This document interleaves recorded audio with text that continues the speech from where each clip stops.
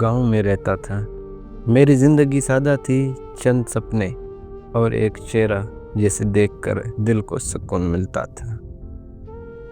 ایک لڑکی تھی میری محبت گاؤں کی، کچے راستوں پر اس کے ساتھ باتیں کرتے وقت کیسے گزر جاتا پتہ ہی نہیں چلتا تھا۔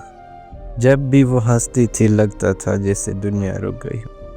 لیکن ایک دن گھر کی ذمہ داریوں نے مجھے توڑ دیا۔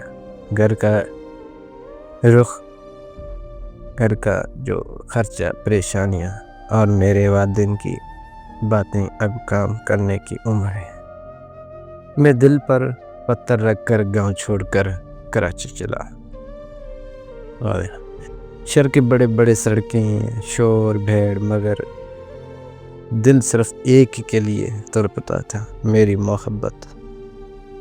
میرے پاس موبائل بھی نہیں تھا، نہ کوئی رابطہ، نہ اس کی آواز۔ میں کام کرتا، شام کو تھکا ہارا بستر پر لیٹتا، مگر نیند کہاں آتی، بس سوچتا رہتا، پتہ نہیں وہ کیسی ہوگی، کھاتی بھی ہوگی یا نہیں، کیا وہ مجھے یاد کرتی ہوگی۔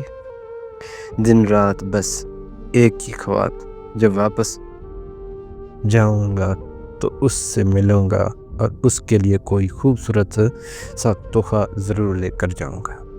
میں اپنی تھوڑی تھوڑی کمائی جوڑنے لگا، سوچتا تھا جو بھی بن سکا اس کے لیے لے کر جاؤں گا، چاہے ایک چھوٹی سی چوڑیاں ہی کیوں نہ ہو، مگر قسمت کو کچھ اور ہی منظور تھا۔ ایک دن جب میں کام سے چھٹی لے کر اپنے گاؤں واپس آیا تو دل میں صرف خوشی تھی۔